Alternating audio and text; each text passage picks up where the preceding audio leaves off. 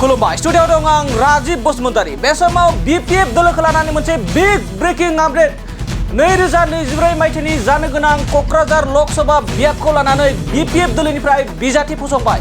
नंगौ, बे समाव नोंथांमोना मिथिगौ दि थांनाय साननैसो सिगां हाग्रामा महिलारि दैदेननाय BPF दोलोनिफ्राय क'क्राझार लकसभा बिसायख'थि एबा क'क्राझार लकसभा बियाबनि थाखाय आरो उदालगुरि दरं उदालगुरि लकसभा बियाबनि थाखाय बिजाथि पेनेलिस्टआव फोसावनाय जादोंमोन आरो क'क्राझार महरै क'क्राझार लकसभा बियाबनि थाखाय 3 पेनेलिस्टआव होदोंमोन आरो 3 पेनेलिस्टआनो जाहैबाय सेथियावनो बारग' मन्त्रि प्रमिला रानी ब्रह्म, नैथियाव BTCनि बारग' डिपुटि चिफ आरो थामथियाव दंमोन पृथ्वीराज नारायण देबमेस, जेराव नोंथांमोना पेनेलिस्टखौ नुनो मोन्दों।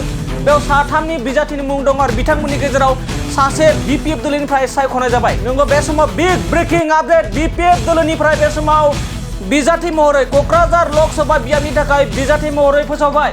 BPFनि पेनेलिस्टआव दंमोन 3 पृथ्वीराज नारायण देबमेस, बिथांमोना बे समाव BPF दोलोनिफ्राय खाम्फा बरगयारि बिथांखौ क'क्राझार लकसभा बियाबनि थाखाय बिजाथि महरै BPF दोलोनिफ्राय बे समाव फोसावबाय। बे समाव नोंथांमोना मिथिगौ दि पृथ्वीराज नारायण देबमेस बिथाङा चेलेन्ज खालामदोंमोन खाम्फा बरगयारि बिथांखौ फेजेननायनि एबा खाम्फा बरगयारि बिथांनि सायाव बिथांनि 10 गुन रां बाहायनानै BPF दोलोनि जाना गेलेगोन होननानै बिथाङा बुंदों। नाथाय बे समाव हाग्रामा महिलारि दैदेननाय BPF दोलोनिफ्राय क'क्राझार लकसभा बियाबाव खाम्फा बरगयारि थामहिनबा आगुनि BTCनि बारग' डिपुटि चिफ खाम्फा बरगयारि बिथांखौ बे समाव बिजाथि महरै थिसनबाय। BPF दोलोनिफ्राय क'क्राझार लकसभा बियाबाव खाम्फा बरगयारि बिथांखौ बिजाथि महरै थिसनबाय, जेराव खाम्फा बरगयारि बिथांखौ चेलेन्ज खालामदोंमोन 10 गुन फैसा बाहायनाय बा रां बाहायनानै पृथ्वीराज नारायण देबमेसआ देरहागोन होनना बुंदोंमोन आरो खाम्फाखौ चेलेन्ज खालामदोंमोन। आरो नाथाय बे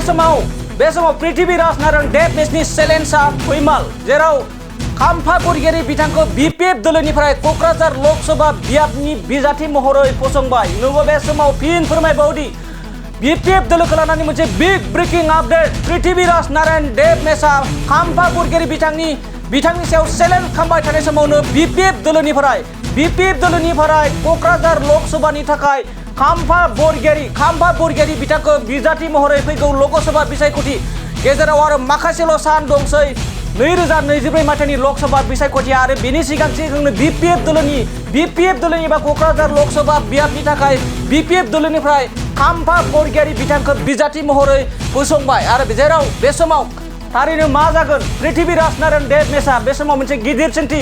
BPF दोलोनि पेनेलिस्टआव दंमोन पृथ्वीराज नारायण देबमेसआ आरो बिथाङा चेलेन्ज खालामबाय थादोंमोन दि खाम्फा बरगयारि बिथांनि 10 गुन रां बाहायनानै आं फैबाय थानाय बिसायख'थियाव लकसभा BPFनि जानानै आं देरहासार जागोन होननानै चेलेन्ज खालामदोंमोन। आरो लोगोसे खाम्फा बरगयारि बिथाङाबो पृथ्वीराज नारायण देबमेसखौ सोर आं सिनाया, जोंनि दोलोजों जेबो सोमोन्दो गैया होनना बुंदोंमोन। लोगोसे BPF दोलोनि गोबां दैदेनगिरि बिथांमोनाबो खौरां मेलनि गेजेरजों पृथ्वीराज नारायण देबमेस बिथांनि सायाव गोख्रोङै हेंथा आरो अजद होदोंमोन, गोख्रोङै बिथांनि सायाव बाथ्रा दान्थे-बिदान्थे खालामदोंमोन BPF दोलोनि गोबां दैदेनगिरि बिथांमोनाबो।